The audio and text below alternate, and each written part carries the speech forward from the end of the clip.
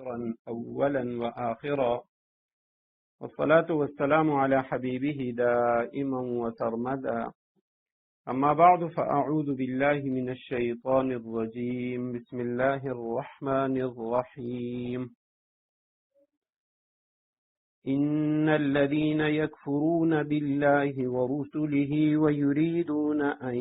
يفرقوا بين الله ورسله ويقولون نؤمن ببعض ونكفر ببعض ويريدون أن يتخذوا بين ذلك سبيلا أولئك هم الكافرون حقا وأعتدنا للكافرين عذابا مهينا.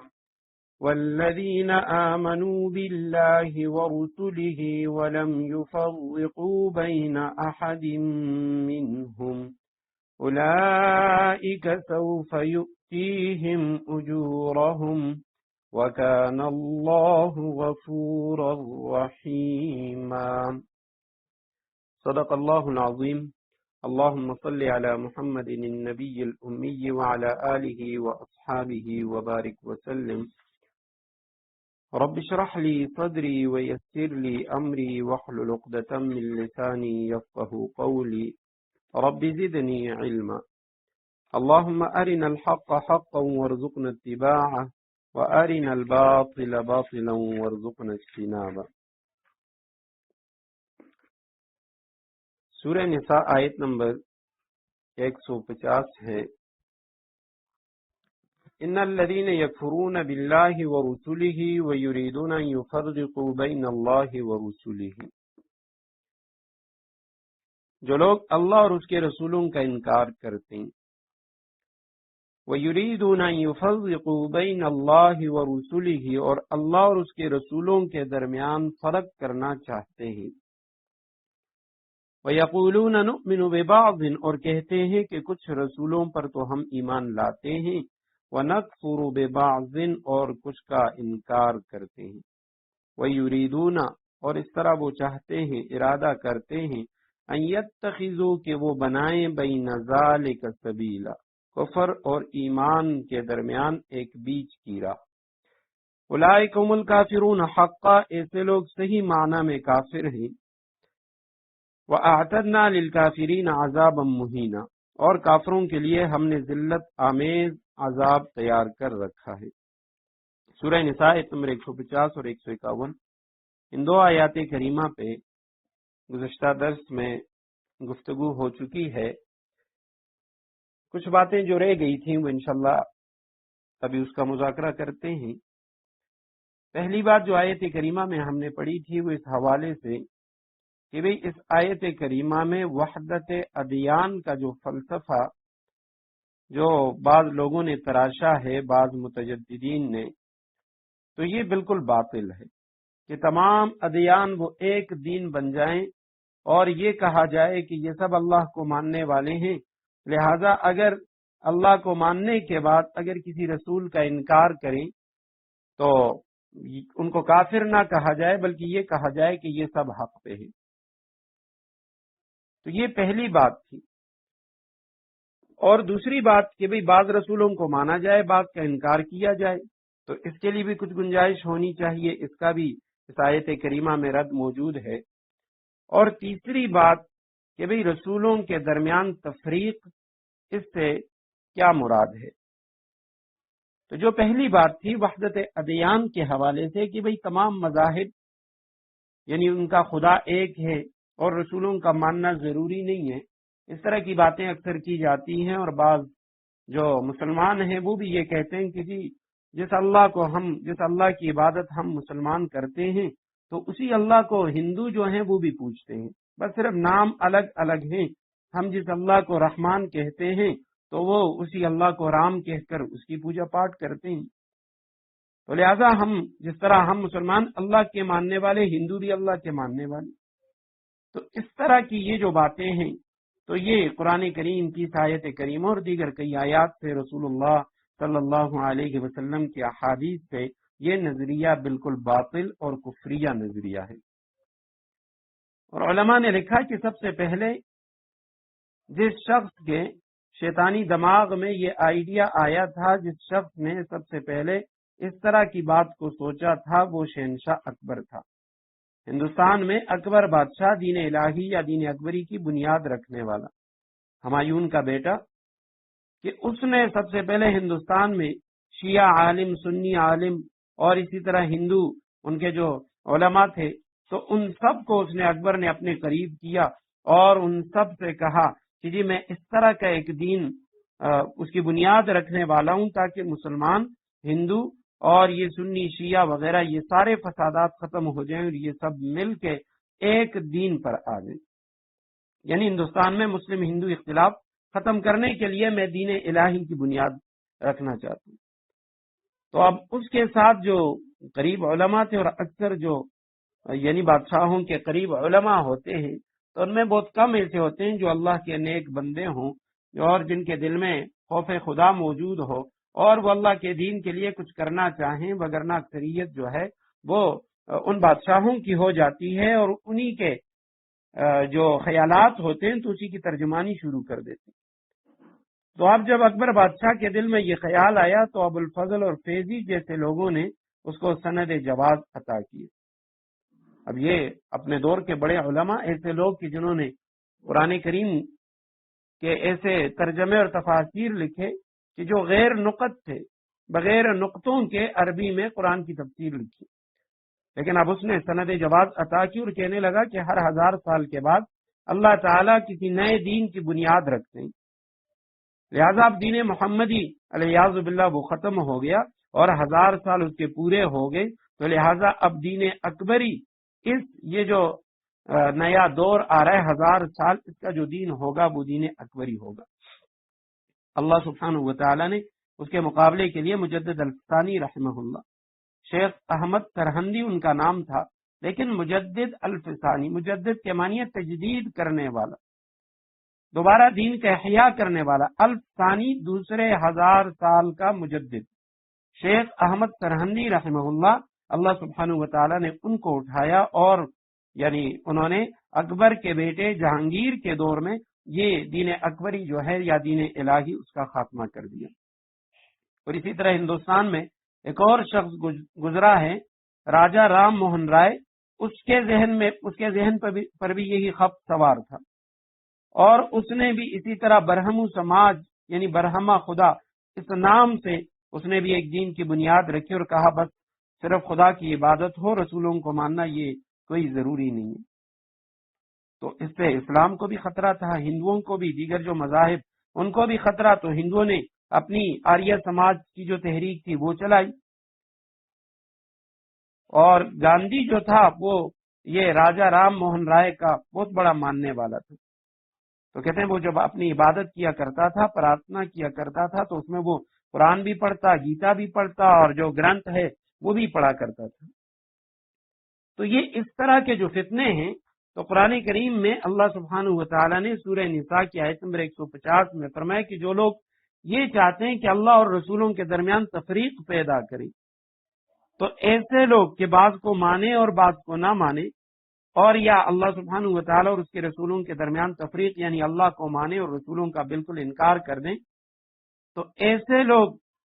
اولئکم الکافرون حقا، یہی پکے ٹھکے کافر ہیں کہ یہ اللہ کا جو دین ہے اس میں یتخذوا بین ذلک سبیلا، درمیان میں کفر اور ایمان کے درمیان ایک بیچ کی راہ نکالنا چاہتے ہیں۔ وَأَعْتَدْنَا لِلْكَافِرِينَ عَذَابًا مُهِينًا، اور ایسے لوگوں کے لیے ہم نے ذلت آمیز عذاب تیار کر رکھے۔ تو کسی رسول کو ماننا، کسی کو نہ ماننا یہ کفر ہے۔ رسولوں میں سے، اللہ کے رسولوں میں سے کوئی شخص کسی ایک رسول کا بھی انکار کرے گا تو وہ دائرہ اسلام سے خارج ہو جائے گا۔ ہاں چونکہ ہمیں تمام رسولوں کے بارے میں علم نہیں ہے، ہم ان کے ناموں سے بھی واقف نہیں ہیں، اور قرآن کریم میں 26 یا 27 انبیاء کرام ان کے نام مذکور ہیں، اس کے علاوہ اور یہ بھی وہ حضرات انبیاء کرام ہیں کہ جو حجاز مقدس میں گزرے ہیں، حجاز سے باہر جو حضرات انبیاء کرام گزرے ہیں ان کے نام قرآن کریم میں نہیں۔ ہاں رسول اللہ صلی اللہ علیہ وسلم کی ایک حدیث مبارکہ، بلکہ کئی احادیث ہیں، اگرچہ سند کے لحاظ سے ضعیف ہیں، لیکن اس طرح کی کئی احادیث ہیں جن میں اس بات کا ذکر موجود ہے کہ اللہ سبحانہ و تعالی نے 1,24,000 کم و بیش انبیاء کرام بھیجے ہیں۔ اب یقینی طور پہ ہمیں علم نہیں ہے کہ بھئی کون شخص، یعنی جن کے نام ہم نہیں جانتے، احادیث میں یا قرآن میں جن رسولوں کے نام نہیں ہیں، تو لہٰذا ایک مسلمان کا عقیدہ یہ ہوتا ہے کہ میں اللہ سبحانہ و تعالی کی طرف سے بھیجے گئے جملہ رسولوں پر ایمان رکھتا ہوں، تمام رسولوں پر میرا ایمان ہے، میں کسی کا انکار نہیں کرتا۔ اور ہاں، ایسی شخصیات کہ جو عام طور پہ دنیا میں مشہور ہیں لیکن قرآن و حدیث میں ہمیں ان کے بارے میں اس بات کا ذکر نہیں ملتا کہ یہ اللہ کے رسول ہیں یا نہیں، تو علماء لکھتے ہیں ان کے بارے میں ہم توقف کرتے، ہمیں یعنی نہ ان پہ ایمان رکھتے، نہ ان کو اللہ کا رسول کہتے ہیں کہ یہ اللہ کے رسول ہیں،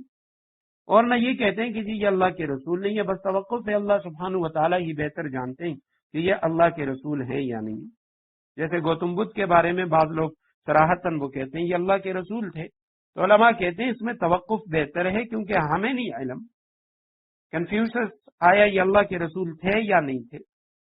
رسول اللہ صلی اللہ علیہ وسلم سے پہلی جو اس طرح کی شخصیات گزری ہیں، کیونکہ آپ صلی اللہ علیہ وسلم کے بعد تو کوئی بھی نبی یا رسول وہ پیدا نہیں ہو سکتا۔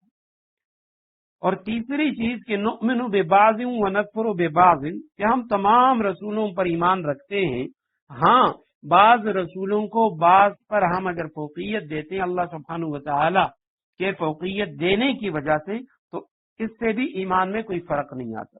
تیسرے پارے کے بالکل آغاز میں پہلی آیت کریمہ ہم پڑھ چکے ہیں، تلک الرسل فضلنا بعضهم علی بعض،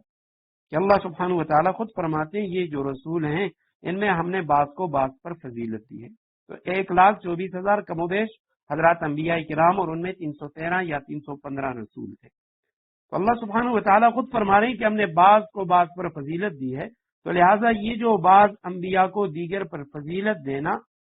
تو یہ انبیاء کے انکار کے مترادف نہیں ہے، یہ اس طرح نہیں ہے کہ بعض انبیاء کو مانا اور بعض کو نہ مانا۔ والذین آمنوا باللہ ورسلہ، اور وہ لوگ آمنوا باللہ ورسلہ جو اللہ پر اور اس کے رسولوں پر ایمان لائے، ولم یفرقوا بین احد منہم، اور ان میں سے کسی کے درمیان فرق نہ کری، اولئک سوف یؤتیہم اجورہم، اللہ ایسے لوگوں کو ان کے اجر عطا کرے گا، وکان اللہ غفورا رحیما، اللہ بہت معاف کرنے والا بڑا مہربان ہے۔ رسول کی جمع، لم یفرقوا، انہوں نے فرق نہ کیا، یفرقون مضارع ہے لیکن جب اس کے اوپر لم آیا تو یہ اس کو ماضی منفی کے معنی میں کر دیتا ہے کہ انہوں نے تفریق نہ کی، بین احد، کسی کے درمیان بھی، منہم، ان رسولوں میں سے، ان رسولوں میں کسی کے درمیان اس نے تفریق نہ کی۔ تفریق کا مطلب وہی ہے کہ بعض پر ایمان لانا اور بعض پر نہ لانا، کسی نبی کو دوسرے پر فضیلت دینا، یہ تفریق نہیں ہے۔ اولئک، یہ لوگ، سوف یؤتیہم، بہت جلد اللہ سبحانہ و تعالی دے گا ان کو، اجورہم، ان کا بدلہ، ان کا اجر عطا کرے گا، وکان اللہ غفور الرحیمہ، اللہ بہت معاف کرنے والا، غفور رحیمہ، بڑا مہربان ہے۔ سورہ نساء رکوع نمبر 22، یسألک اہل الکتاب ان تنزل علیہم کتابا من السماء فقد سألوا موسیٰ اکبر من ذلک، اے پیغمبر صلی اللہ علیہ وسلم، اہل کتاب تم سے جو مطالبہ کر رہے ہیں کہ تم ان پر آسمان سے کوئی کتاب نازل کراؤ، ان تنزل، کہ تم نازل کراؤ، علیہم، ان پر، کتابا من السماء، آسمان سے کوئی کتاب، فقد سألوا، یعنی یہ کوئی نئی بات نہیں ہے، یقیناً سألوا، یہ لوگ، سألوا موسیٰ، یہ موسیٰ علیہ السلام سے سوال کر چکے ہیں، اکبر من ذالک، اس سے بھی بڑا، یہ جو آپ سے مطالبہ کرنی حضرت موسیٰ علیہ السلام سے، اس سے بڑا مطالبہ کر چکے، اور وہ کیا تھا، فقالوا، چنانچہ انہوں نے موسیٰ علیہ السلام سے کہا تھا، ارنا اللہ جہرتن، تو ہمیں اللہ کھلی آنکھوں دکھاؤ، فاخذتهم الصاعقۃ بظلمهم، چنانچہ ان کی سرکشی کی وجہ سے ان کو بجلی کے کڑکے نے آ پکڑا تھا، ثم اتخذوا العجل، پھر انہوں نے بچھڑے کو معبود بنا لیا، من بعد ما جاءتهم البینات، ان کے پاس جو کھلی کھلی نشانیاں آئیں اس کے بعد، فعفونا عن ذلك، اس پر بھی ہم نے انہیں معاف کر دیا، واتینا موسیٰ سلطانا مبینا، اور ہم نے موسیٰ علیہ السلام کو واضح اقتدار عطا کیے۔ سب سے پہلے ماقبل کے ساتھ اس کا ربط یہ ہے اس رکوع کا کہ اس سے پہلے کا جو رکوع تھا تو اس میں ایمان باللہ اور ایمان بالرسول کا ذکر تھا، یعنی توحید کا اور رسالت کا ذکر، جو آیت نمبر 150 میں ہم پڑھ چکے، اور اسی طرح اس میں منافقین کی مذمت، اہل کتاب ان کی مذمت بیان ہوئی تھی۔ تو اس رکوع کے اندر بھی اہل کتاب کی جو برائیاں اور خرابیاں تھیں اس دور میں، موسیٰ علیہ السلام کے دور میں، ان خرابیوں کا ذکر ہے کہ یہ آج یا رسول اللہ آپ کے ساتھ جو کچھ ہو رہا ہے یہ کوئی نیا نہیں ہے۔ حضرت موسیٰ علیہ السلام جس کو یہ اپنا نبی مانتے ہیں، اپنا مقتدی مانتے ہیں اور تورات پر ایمان رکھنے کا دعویٰ کرتے ہیں، تو یہ لوگ حضرت موسیٰ علیہ السلام کے دور میں کس طرح تھے، ان کے آباء و اجداد، ان کا ذکر ہے۔ اور آیت کریمہ کا شانی نزول یہ ہے، یہ جو فرمایا کہ اہل کتاب آپ سے مطالبہ کرتے ہیں کہ آپ آسمان سے کوئی کتاب نازل کریں، تو کعب ابن اشرف روایت کرتے ہیں کہ کعب بن اشرف جو یہودی تھا، تو اسی طرح یہودیوں کی ایک جماعت، اس کے متعلق روایت میں آتا ہے حدیث میں کہ یہ کچھ یہودی نبی علیہ السلام کے پاس آئے اور انہوں نے کہا کہ اے محمد صلی اللہ علیہ وسلم اگر آپ نبی ہیں فَأْتِنَا بِكِتَابٍ مِّنَ السَّمَاءِ جُمْلَةً، کہ ہمارے پاس یہ جو کتاب ہے قرآن کریم، یہ ساری کی ساری ایک ساتھ آسمان سے آپ نازل کیجئے۔ قرآن کریم میں دوسری جگہ بھی آئے گا، وقال الذين كفروا لولا نزل عليه القرآن جملة واحدة، یہ کفار کہتے ہیں کہ یہ قرآن سارا کا سارا ایک ساتھ کیوں نازل نہیں ہوا۔ تو ان یہودیوں نے کہا جس طرح موسیٰ علیہ السلام کو تورات تختیوں پر، لوح پر، الواح پر لکھی ہوئی ایک ساتھ کوہ طور پہ ملی، تو اس طرح آپ کو بھی یہ قرآن یکبارگی، یہ پوری کی پوری کتاب ملنی چاہیے۔ تو اس موقع پہ اللہ سبحانہ و تعالیٰ نے یہ آیت کریمہ نازل فرمائی کہ یسألو کا، آپ سے سوال کرتے ہیں، یسألو واحد مذکر غائب کا صیغہ، وہ سوال کرتا ہے کا آپ سے، اہل الکتاب، کتاب والے یعنی یہودی، ان تنزل، یہ کہ آپ نازل کریں ان پر، کتاب من السماء، آسمان سے کوئی کتاب، فقد سألو، پس یقیناً وہ سوال کر چکے، مطالبہ کر چکے موسیٰ علیہ السلام سے، اکبر من ذالک، اس سے بھی بڑا مطالبہ، اور وہ کیا تھا، فقالو، انہوں نے کہا، ارنا اللہ جہرتن، کہ دکھا ہمیں، ارنا ہمیں دکھا، آخر میں نون یہ ضمیر ہے، ارے متکلم کا صیغہ ہے، دکھا نہ ہمیں، اللہ جہرتن بالکل سامنے، فَأَخَذَتْهُمْ، پس انہیں پکڑ لیا، الصَّاعِقَةُ، بجلی کی کڑک نے۔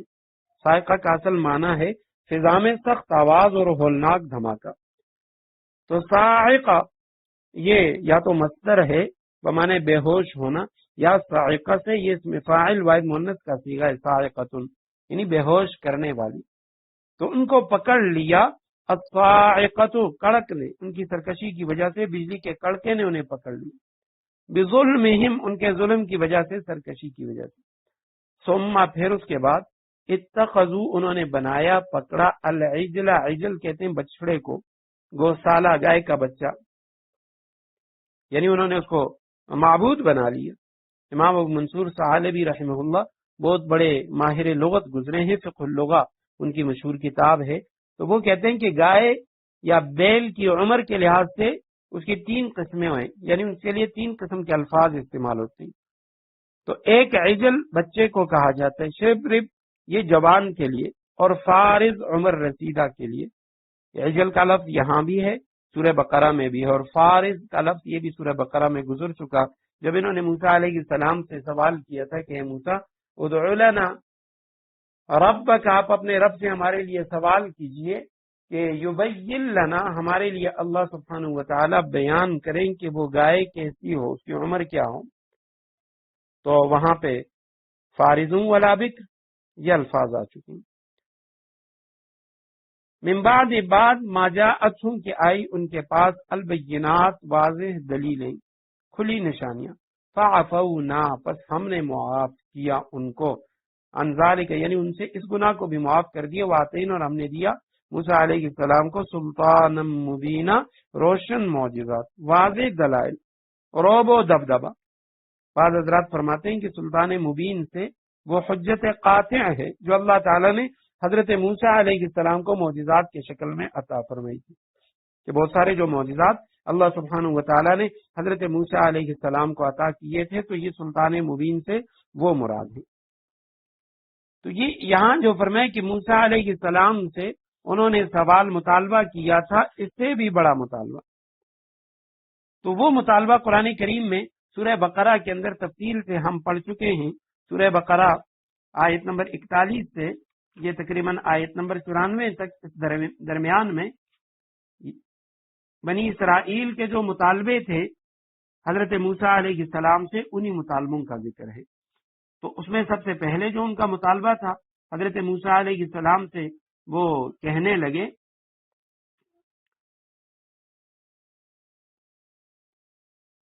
بلکہ سب سے پہلے آیت نمبر 51 میں وَإِذْ وَعَدْنَا مُوسَىٰ 40 لَيْلَةً ثُمَّ اتَّخَذْتُمُ الْعِجْلَ مِن بَعْدِ وَأَنْتُمْ ظَالِمُونَ۔ سورہ بقرہ آیت نمبر 51 میں کہ حضرت موسیٰ علیہ السلام سے ہم نے وعدہ لیا 40 لیلتاً 40 راتوں کا۔ حضرت موسیٰ علیہ السلام 40 دنوں کے لیے کوہ طور پہ چلے گئے، تو پیچھے ان لوگوں نے بنی اسرائیل نے بچڑے کو معبود بنا لیا، اور یہ اس وقت کا واقعہ ہے کہ جب حضرت موسیٰ علیہ السلام بحر قلزم سے پار چلے گئے تھے۔ حضرت ہارون علیہ السلام کو اپنی قوم کے پاس چھوڑ کے حضرت موسیٰ علیہ السلام کو طور پر تورات لینے گئے، تو اس وقت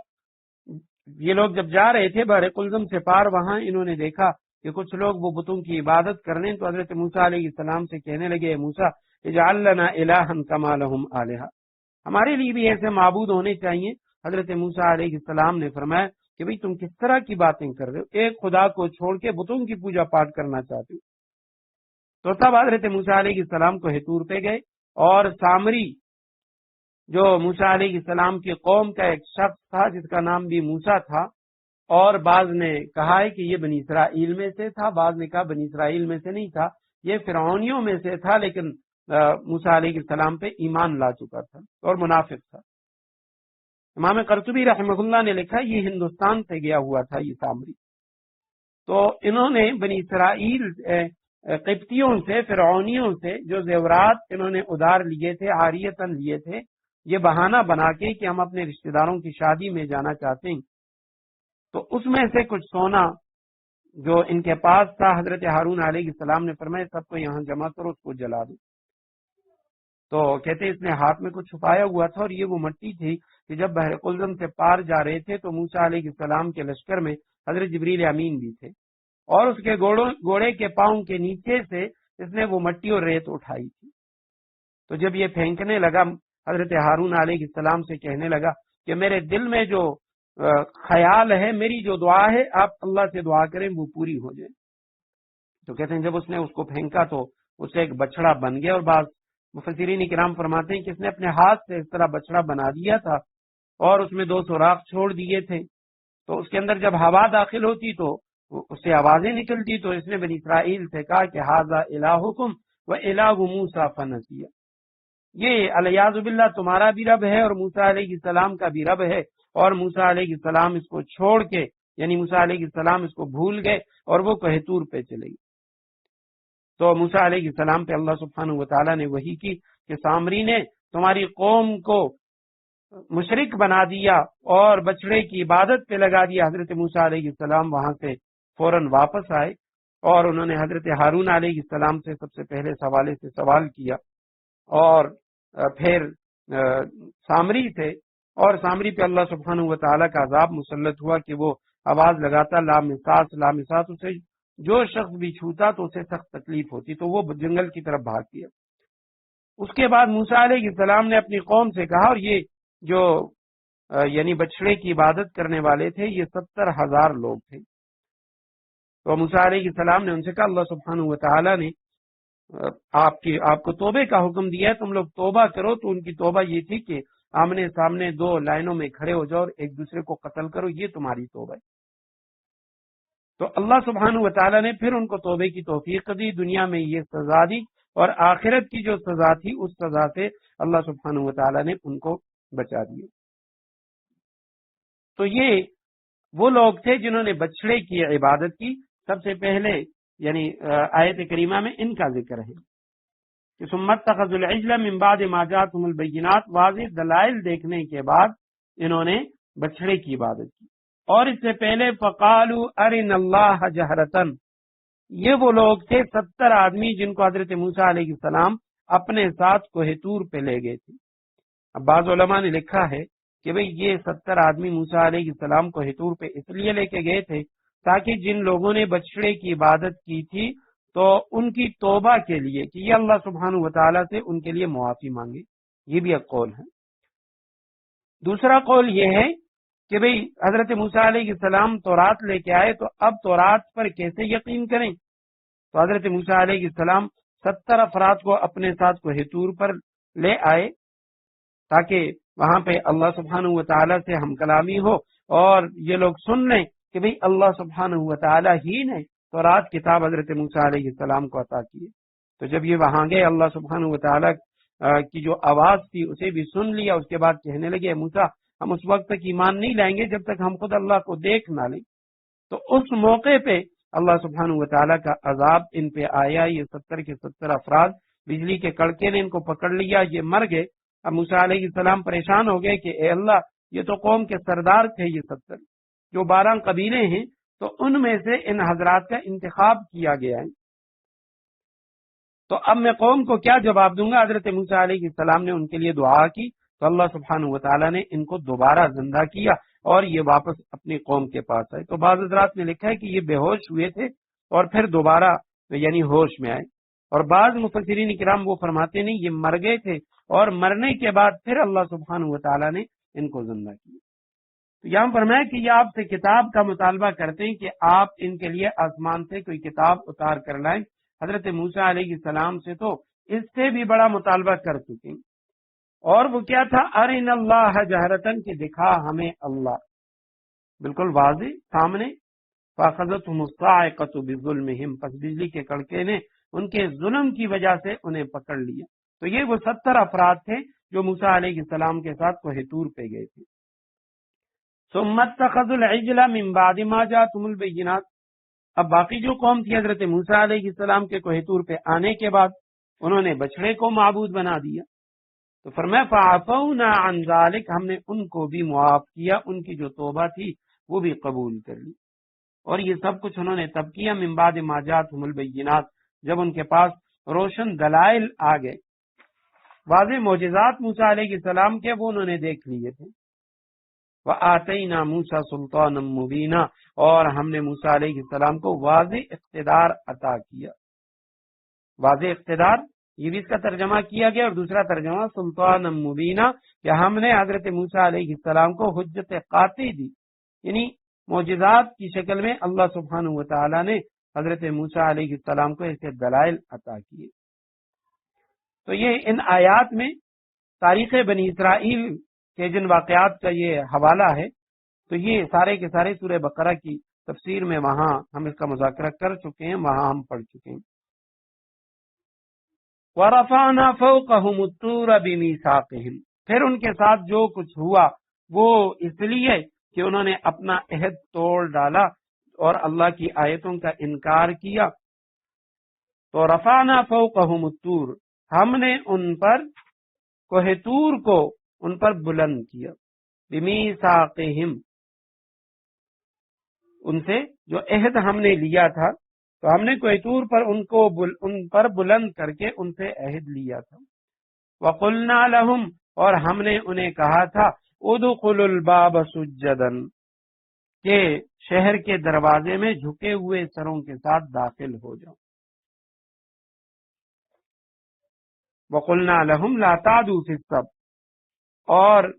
ہم نے ان سے کہا تھا کہ تم ہفتے کے دن کے بارے میں حد سے نہ گزرنا۔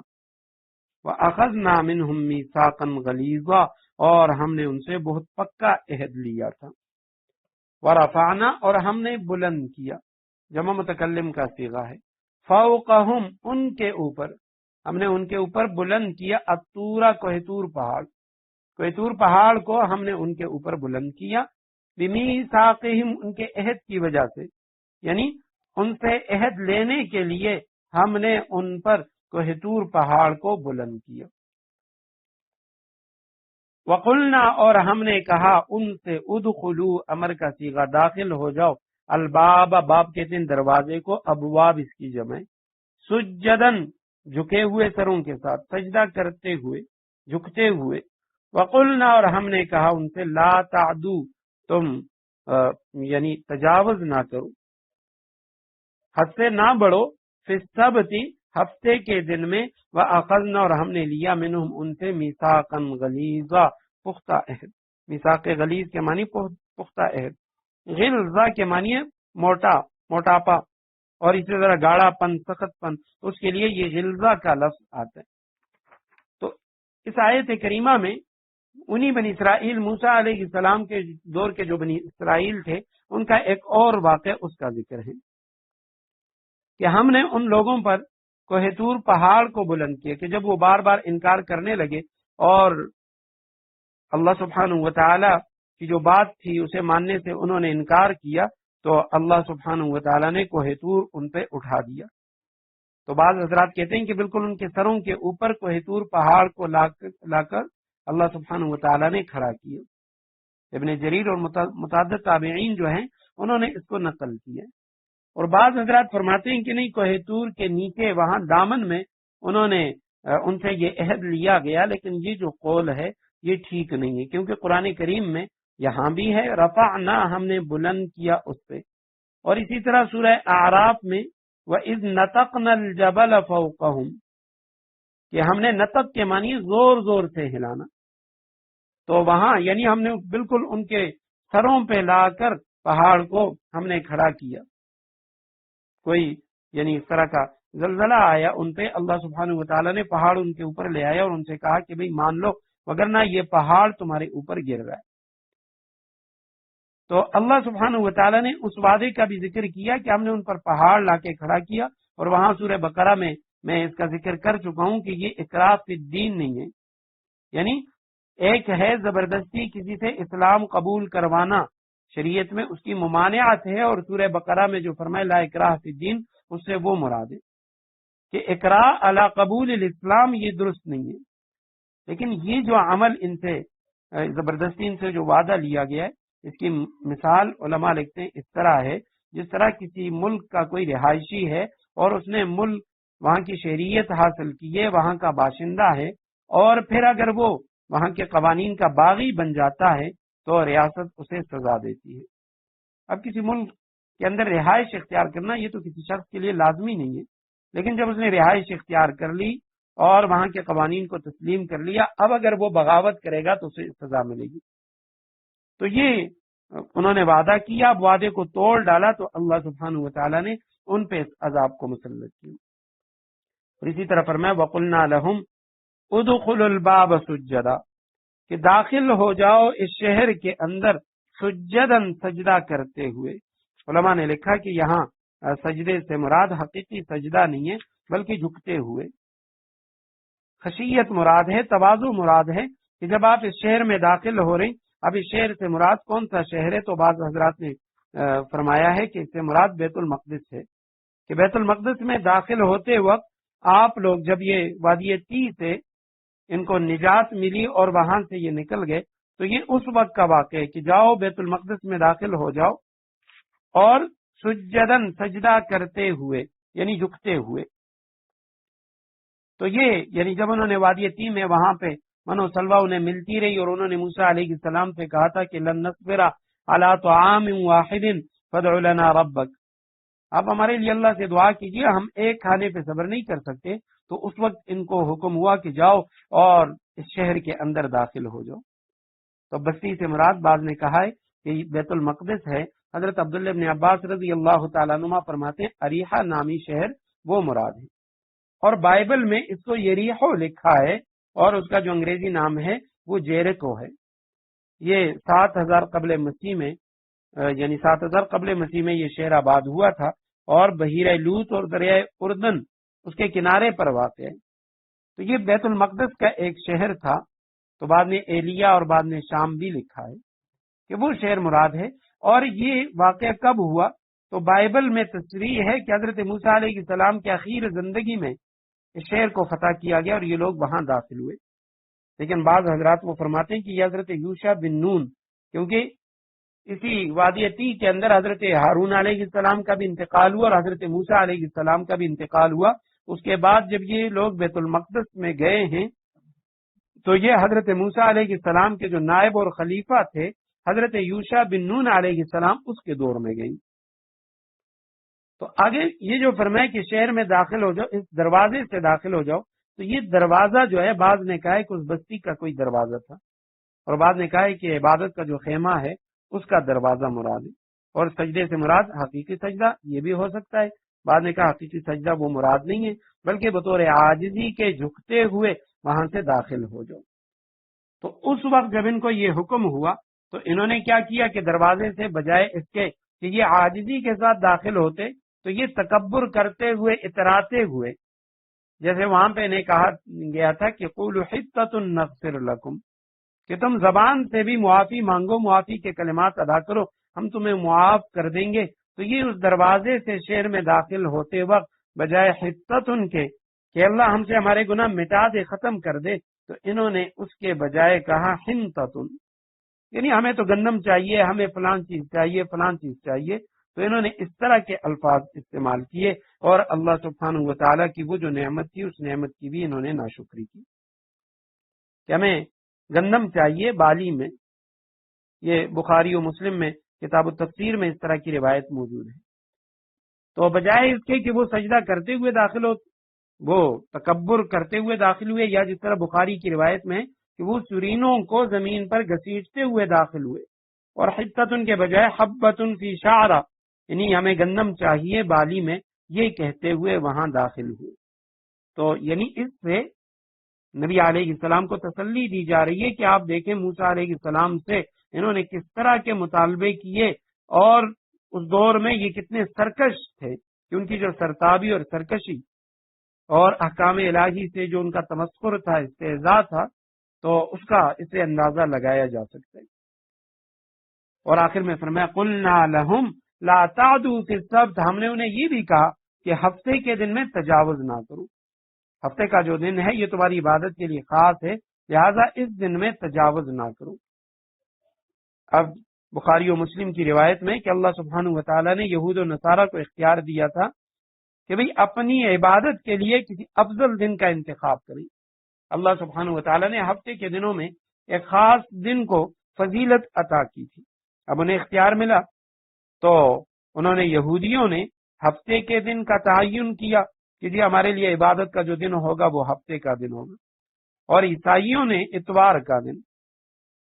تو آپ صلی اللہ علیہ وسلم نے فرمایا اللہ سبحانہ و تعالیٰ نے وہ جو دن پوشیدہ رکھا تھا عبادت کے لیے، جو افضل ترین دن تھا، نہ یہودی اس کا انتخاب کر سکے نہ عیسائی اس کا انتخاب کر سکے، وہ دن اللہ سبحانہ و تعالیٰ نے امت محمد کے لیے رکھا تھا، اور وہ جمعے کا دن ہے۔ تو جب انہوں نے ہفتے کا دن خاص کر لیا اپنی عبادت کے لیے کہ ہم ہفتے کے دن اللہ کی عبادت کریں گے اور اس دن اللہ کی عبادت کے علاوہ اور کچھ بھی نہیں کریں گے،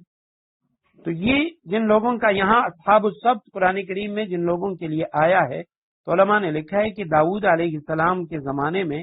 ایلا نامی ایک بستی تھی، تو رات میں اس کا نام ایلات آیا ہے،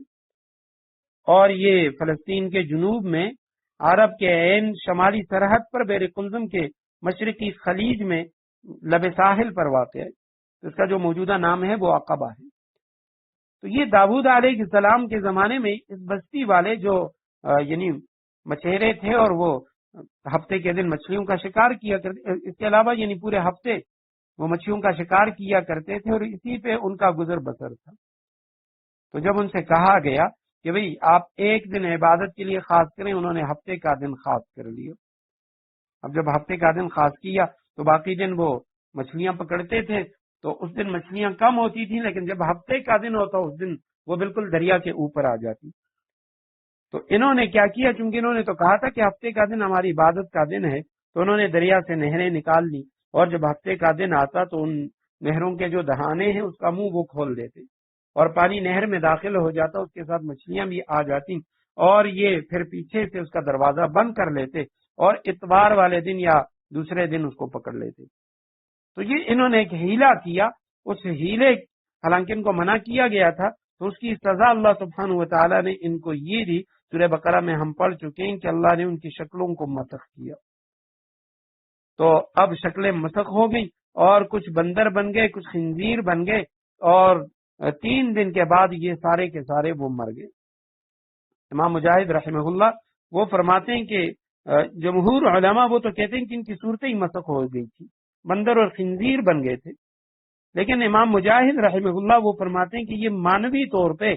یہ نسخ مراد ہے، یعنی ان کی صورتیں انسانوں کی رہیں لیکن ذہن و فکر جو ہے وہ مسخ ہو گیا، اور بندروں کی سی قبیح اور مذموم جو عادتیں وہ ان میں پیدا ہو گئی۔ حضرت قتادہ رحمہ اللہ ان کا قول ہے، وہ فرماتے ہیں کہ جو جوان تھے اللہ نے ان کو بندر بنا دیا، اور جو بوڑھے تھے وہ خنزیر بن گئے۔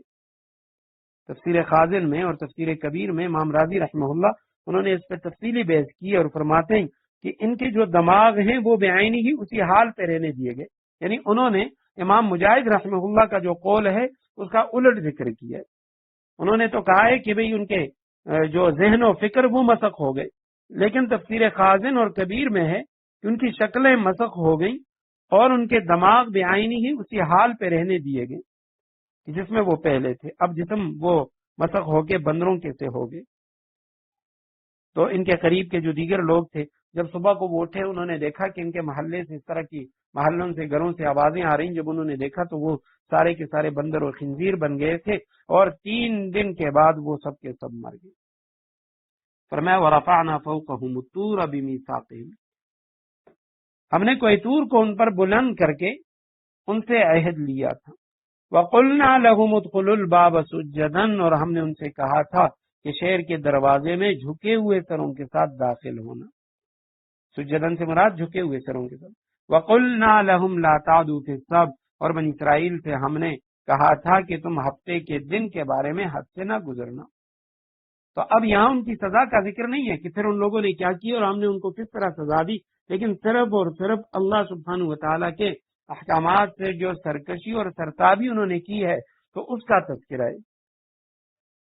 وَأَخَذْنَا مِنْهُمْ مِيثَاقًا غَلِيظًا، اور ہم نے ان سے بہت پکا عہد لیا تھا۔ فَبِمَا نَقْضِهِمْ مِيثَاقَهُمْ وَكُفْرِهِمْ بِآيَاتِ اللَّهِ وَقَتْلِهِمُ الْأَنْبِيَاءَ بِغَيْرِ حَقٍّ، فَبِمَا نَقْضِهِمْ، بس انہوں نے اپنے عہد کو توڑ دی، یعنی ان کے عہد کے توڑنے کی وجہ سے، وَكُفْرِهِمْ بِآيَاتِ اللَّهِ، اللہ کی آیتوں کے انکار کی وجہ سے، وَقَتْلِهِمُ الْأَنْبِيَاءَ، اور انبیاء کو ناحق قتل کرنے کی وجہ سے، وَقَوْلِهِمْ قُلُوبُنَا غُلْفٌ، اور اس کہنے کی وجہ سے کہ ہمارے دلوں پر غلاف چڑھا ہوا ہے، بل طبع اللہ علیہا بکفرہم، حالانکہ حقیقت یہ ہے کہ ان کے کفر کی وجہ سے اللہ نے ان کے دلوں پر مہر لگا دی ہے، فلا یؤمنون الا قلیلا، اس لیے وہ تھوڑی سی باتوں کے سوا کسی بات پر ایمان نہیں لاتے۔ یعنی فبما نقضہم میثاقہم، ان کے ساتھ یہ جو کچھ ہوا، ان کو جو سزائیں دی گئیں تو وہ اس لیے کہ انہوں نے اپنا عہد توڑا۔ فبما اس میں با یعنی وہ سببیت کے معنی پہ دلالت کرتا ہے، ما زائدہ یہ تاکید کا فائدہ دیتا ہے۔ نقض توڑنے کا معنی، نقضہم یعنی ان کے توڑ دینے کی وجہ سے۔ تو یہاں علماء نے لکھا ہے کہ فبما نقضہم میثاقہم، یہاں کچھ عبارت جو ہے وہ محذوف ہے، یعنی آیت کے ترجمہ سمجھنے کے لیے اس کا مطلب یہ ہے فبما نقضہم میثاقہم لعناہم، ان کی عہد شکنی کی وجہ سے ہم نے ان پر اپنی لعنت مسلط کی، اور ان پہ اپنی لعنت مسلط کی، وَكُفْرِهِمْ بِآيَاتِ اللَّهِ، اللہ کے آیتوں کے انکار کی وجہ سے، وَقَتْلِهِمُ الْأَنْبِيَاءَ، اور انبیاء کے قتل کرنے کی وجہ سے کہ انہوں نے انبیاء کو قتل کیا، اس لیے ہم نے ان پہ یہ لعنت مسلط کی، بغیر حق ناحق، یعنی جو انبیاء کو انہوں نے قتل کیا تو وہ اس کو حق نہیں سمجھتے تھے۔ وَقَوْلِهِمْ، اور ان کے اس کہنے کی وجہ سے جو انہوں نے یہ کہا، قلوبنا ہمارے دل غلفن، اس پہ غلاف چڑھا ہوا ہے، قلوبنا قلب کی جمع قلوب، غلف یہ لفظ بھی پہلے گزر چکا ہے، جمع ہے، اس کا واحد اغلف ہے، تو یہ یعنی ہمارے دل غلافوں کے اندر بند ہیں کہ تمہاری نصیحت کی رسائی ہمارے دلوں تک ناممکن ہے. تو یہ کہتے ہیں کہ ہمارے دل وہ غلافوں کے اندر بند ہیں. بل طبع اللہ علیہا، بلکہ اللہ سبحانہ و تعالیٰ نے مہر لگا دی ہے، اللہ نے چھاپ لگا دی ہے. طبع کے معنی اس نے ٹھپا لگا دیا ہے. بکفرہم، ان کے کفر کی وجہ سے، کفر اختیار کرنے کی وجہ سے، کفر میں حد سے زیادہ بڑھنے کی وجہ سے اللہ نے مہر لگا دی ہے. فلا یؤمنون، پس وہ ایمان نہیں لاتے، الا قلیلا، مگر بہت تھوڑی سی باتوں پر، چند باتوں پر وہ ایمان لاتے ہیں، اس کے علاوہ وہ کسی بات پہ ایمان نہیں لاتے. تو بنی اسرائیل پہ اللہ کا یہ جو عذاب آیا کہ بار بار ان کو سزائیں دی گئیں، بندر و خنزیر بنائے گئے، فرمایا وجہ یہ ہے کہ انہوں نے اس عہد کو توڑ ڈالا تھا جو ہم نے ان سے لیا تھا کوہ طور کے نیچے، اور انہوں نے اللہ کی آیتوں کا انکار بھی کیا، نشانیوں کا انکار کیا. وقتلہم الانبیاء، اور انہوں نے نبیوں کو قتل کیا بغیر حق، ناحق، یعنی نبیوں کا جو قتل انہوں نے کیا وہ ان کو بھی پتا تھا کہ بھئی ہم جو نبیوں کو قتل کر رہے ہیں یہ ناحق کر رہے ہیں، نبیوں کا کوئی قصور نہیں تھا. حدیث میں آتا ہے کہ کسی شخص کا قتل تب روا ہوتا ہے کہ وہ کسی شخص کو بے گناہ قتل کرے تو اس سے قصاص لیا جائے گا، یا خدا نخواستہ وہ مرتد ہو جائے، دین چھوڑ دے تو ایسے شخص کو قتل کیا جائے گا. یا تیسرے نمبر پہ کوئی شادی شدہ محسن، شادی شدہ مرد یا عورت، وہ اگر بدکاری کرے تو اس کو سزا میں رجم کیا جائے گا. اس کے علاوہ کسی مسلمان کا جو قتل ہے وہ روا نہیں. تو یہ جو نبیوں کو قتل کیا کرتے تھے تو ان کو بھی پتا ہے کہ بھئی ہم جو انبیاء کو قتل کر رہے ہیں یہ ناحق ہے. اور وقولہم قلوبنا غلف، وہ کہا کرتے تھے کہ آپ کی باتیں وہ ہمارے دل تک نہیں پہنچتی، ہمارے دل وہ تو پردوں میں ہیں، تو آپ کی باتیں وہ ہمارے دل پہ اثر نہیں کرتی. تو فرمایا یہ اللہ نے تمہارے کفر اختیار کرنے پر تمہارے دلوں پر مہر لگا دی. فلا یؤمنون الا قلیلا، ان میں بہت کم لوگ ایمان لائیں گے. یا تو اس کا ایک ترجمہ یہ ہے کہ یہودیوں میں سے بہت کم لوگ ایمان لائے، اور یہی وجہ ہے اگر ہم نبی علیہ السلام کے دور میں جو یہودی مسلمان ہوئے ان کے نام تلاش کریں تو ہمیں چند نام ہی ملیں گے کہ یہودیوں میں سے یہ لوگ ایمان لائے. اور دوسرا ترجمہ فلا یؤمنون الا قلیلا، اس کا معنی یہ ہے کہ یہ لوگ تھوڑی سی باتوں کے سوا کسی بات پر ایمان نہیں لاتے، یعنی بہت کم ایسی باتیں ہیں کہ جن کو یہ مانتے ہیں، باقی اکثر چیزوں پر یہ ایمان نہیں لاتے. وَبِكُفْرِهِمْ، ان پہ جو ہم نے لعنت کی وہ اس لیے کہ انہوں نے کفر کا راستہ اختیار کیا. وَقَوْلِهِمْ، اور ان کے اس قول کی وجہ سے بھی ہم نے ان پہ لعنت کی. علی مریم، کہ حضرت مریم پہ بہتان عظیمہ، بڑے بھاری بہتان کی بات کہی. حضرت مریم پر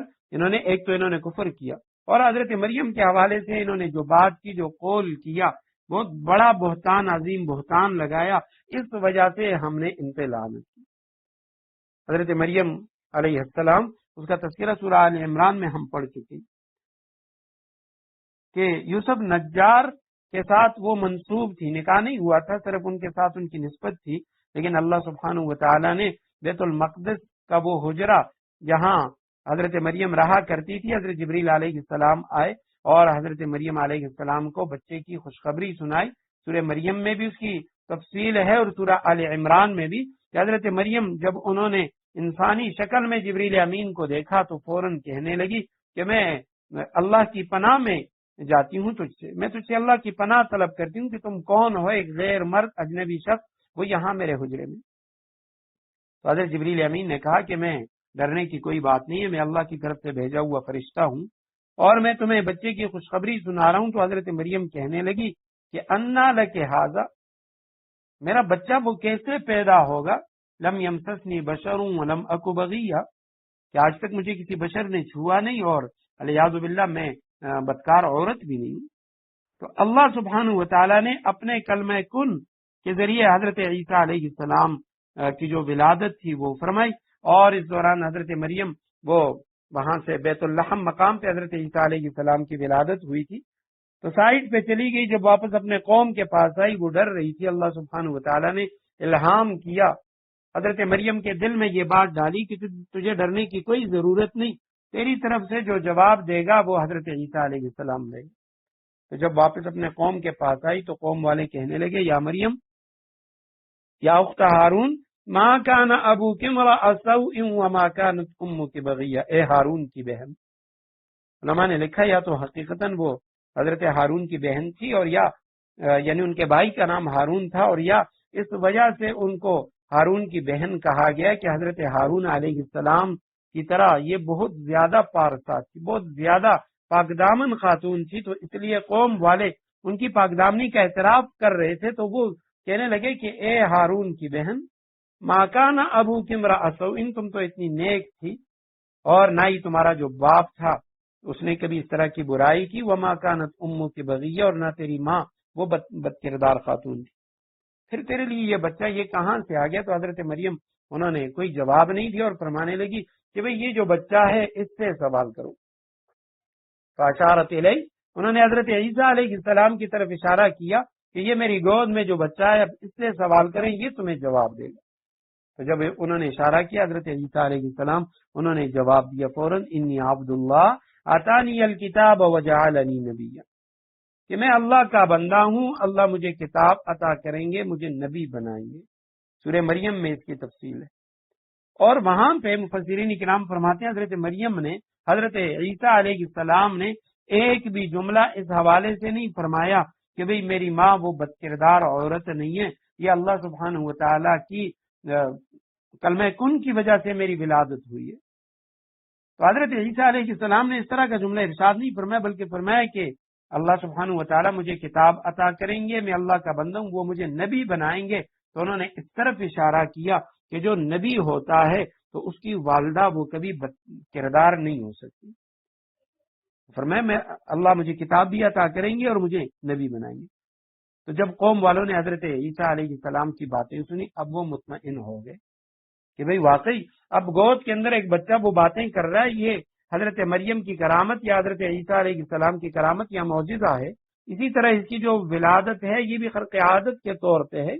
اللہ سبحانہ و تعالیٰ کی قدرت کے طور پہ ہے، قانون سے ہٹ کر ہے. تو اب حضرت مریم نے وہاں کے جو بادشاہ تھے اس کے خوف سے حضرت مریم اس علاقے کو چھوڑ دیتی ہے، بیت المقدس، وہاں سے مصر چلی جاتی ہے، اور وہاں وہ مصر میں رہی. تقریباً 12 سال کا عرصہ حضرت عیسیٰ علیہ السلام نے اپنی والدہ کے ساتھ مصر میں گزارا. اس کے بعد پھر یہ واپس آئیں. البتہ تاریخ کی کتابوں میں یا بائبل میں حضرت عیسیٰ علیہ السلام کی ولادت کا یہ جو ذکر یہ تو قرآن میں ہے. اب اس کے بعد سے 30 سال کی عمر تک ان کا کوئی تذکرہ نہیں ملتا. اس کے بعد 30 سال کی عمر میں انہیں نبوت ملتی ہے، اور پھر اس کے بعد وہ دعوت دیتے ہیں. تو اس موقع پہ وہ لوگ جو بچپن میں حضرت عیسیٰ علیہ السلام کی ولادت کے وقت مطمئن ہو گئے تھے اور انہوں نے کہا کہ حضرت مریم پاک دامن ہے، عیسیٰ کی ولادت بطور معجزہ ہے. حضرت عیسیٰ علیہ السلام کے دعوت دینے کے بعد، رسول بننے کے بعد، انہوں نے دوبارہ حضرت مریم کی طرف اس بہتان کی نسبت کی کہ الیاذ باللہ یہ تو فلاں عورت کا بیٹا ہے، اور یہ اس کی ماں اس طرح تھی اور یہ اس طرح ہے. تو اللہ سبحانہ و تعالیٰ فرماتے ہیں اس وجہ سے، ان کے کفر کی وجہ سے، وَقَوْلِهِمْ عَلَى مریم، اور حضرت مریم کے بارے میں ان کے اس قول کی وجہ سے، بہتان عظیمہ، جو انہوں نے عظیم بہتان حضرت مریم کی طرف منسوب کیا تھا، جو بڑے باری بہتان کی بات کہی تھی، تو اس وجہ سے ہم نے بنی اسرائیل پہ لعنت کی، یہودیوں پہ لعنت کی. وَقَوْلِهِمْ إِنَّا قَتَلْنَا الْمَسِيحَ عِيسَى ابْنَ مَرْيَمَ رَسُولَ اللَّهِ، اور اس وجہ سے بھی انہوں نے یہ کہا تھا کہ ہم نے اللہ کے رسول مسیح عیسیٰ ابن مریم کو قتل کر دیا تھا. وما قتلوه وما صلبوه، حالانکہ نہ انہوں نے عیسیٰ علیہ السلام کو قتل کیا تھا، وما صلبوه، نہ انہیں سولی دے پائے تھے، ولكن شبه لهم، بلکہ انہیں اشتباہ ہو گیا تھا. وَإِنَّ الَّذِينَ اخْتَلَفُوا فِيهِ لَفِي شَكٍّ مِّنْهُ، حقیقت یہ ہے جن لوگوں نے اس بارے میں اختلاف کیا ہے، لفی شک من، وہ اس سلسلے میں شک کا شکار ہے. ما لهم به من علم، انہیں ما لهم به من علم الا اتباع الظن، انہیں گمان کے پیچھے چلنے کے سوا اس بات کا کوئی علم حاصل نہیں ہے. وما قتلوه یقینا، اور یہ بالکل یقینی بات ہے کہ وہ عیسیٰ علیہ السلام کو قتل نہیں کر پائے. بل رفعه اللہ الیہ، بلکہ اللہ نے انہیں اپنے پاس اٹھا لیا تھا. وکان اللہ عزیز حکیمہ، اور اللہ بڑا صاحب اقتدار، بڑا حکمت والا ہے. تو یہ فرمایا اس وجہ سے بھی اللہ سبحانہ و تعالیٰ نے ان پہ لعنت بھیجی کہ وقولہم، ان کے اس کہنے کی وجہ سے انہوں نے یہ کہا تھا انا قتلنا، ہم نے قتل کیا، قتل تو قتلنا جمع متکلم کا صیغہ، المسیح مسیح عیسیٰ ابن مریم کو، رسول اللہ جو اللہ کے رسول ہیں، کہ ہم نے اللہ کے رسول عیسیٰ ابن مریم مسیح اسے قتل کیا، وما قتلوہ وما صلبوہ، دونوں ماضی کے صیغے، ماضی منفی کے، وما قتلوہ، حالانکہ انہوں نے عیسیٰ علیہ السلام کو قتل نہیں کیا، وما صلبوہ، نہ انہیں سولی دے پائے تھے۔ یہ صلب کا جو لفظ ہے صلبو صلبن سے ہے، صلب کے معنی اصل ہوتے ہیں انسان کو قتل کے لیے لٹکا دینا، یعنی کسی انسان کو لٹکانا تاکہ وہ مر جائے، یہ صلب ہے۔ اس کا جو اردو معنی وہ سولی دینا نہیں بلکہ سولی پر چڑھانا ہے۔ ایک ہے سولی دینا یعنی جس میں موت واقع ہو جائے، اور ایک ہے سولی پر چڑھانا، اب چاہے وہ مرے یا نہ مرے۔ تو وما صلبوہ کے معنی کہ انہوں نے سولی نہ حضرت عیسیٰ علیہ السلام کو وہ سولی دے پائے تھے، یعنی سولی پہ چڑھایا تک نہیں۔ ولیکن شبہ لہم، لیکن ان کے لیے انہیں اشتباہ ہو گیا تھا، وہی صورت بنا دی گئی، مانند کر دیا گیا، تشبیہ سے ہے، یعنی کسی چیز کو دوسری چیز کے مانند کر دینا، یہ ماضی مجہول کا صیغہ ہے۔